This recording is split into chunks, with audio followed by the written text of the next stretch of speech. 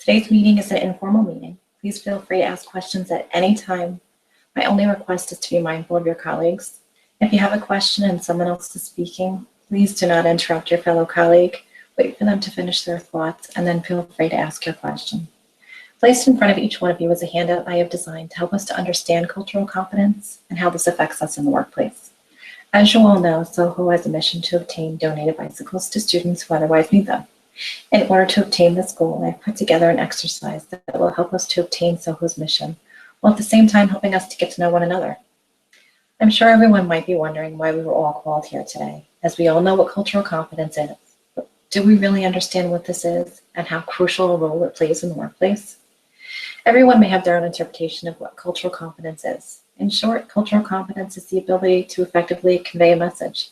In this case, the need to obtain donated bicycles to students who otherwise need them. When you stop to think about the task at hand, it seems like a no-brainer, or a relatively easy task. How hard could this really be, one may ask? When put to the test, this task can be daunting and more difficult than you ever imagined.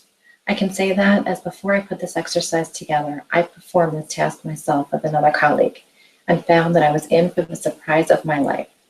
I teamed up with another colleague, a colleague from another department, whom I do not work with on a daily basis, but with whom I've had the pleasure of emailing before. I never met this colleague face-to-face, as my only interaction was through email.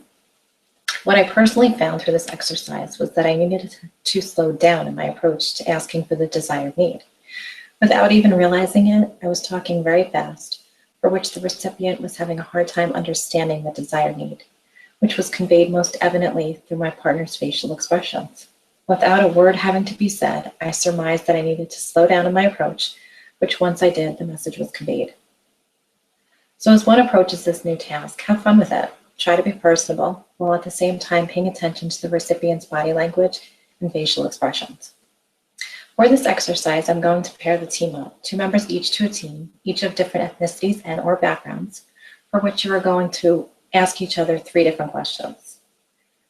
The questions to be asked are, where are you from? What languages do you speak? And did you grow up here? Depending upon the team's preference, this task can be done face-to-face or with one member blindfolded, so as not to form an opinion based on appearance alone. When this task is being performed, it's important to remember to watch one's tone when delivering the message, to be aware of one's own affect. Always try to deliver the message with a smile, as people generally respond well to a smile as opposed to a frown or a smirk.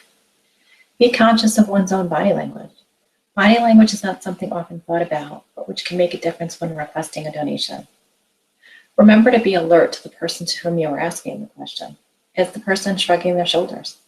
If yes, that is your first clue that the message you are trying to convey is not understood, for which you will then have to change what you were saying. Is the individual gesturing with their hands?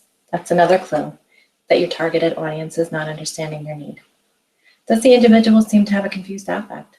If so, that's another clue that the individual is not understanding your message. The purpose of this task is to get to know each other. In theory, this seems like a relatively easy task. However, one may discover they may inhibit stumbling blocks along the way.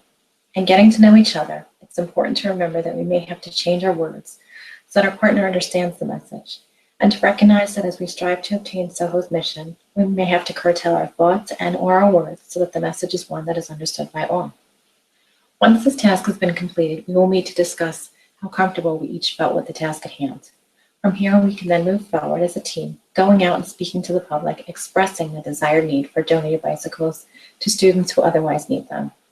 I want to thank everyone for coming here today, and I look forward to the task at hand. Thank you.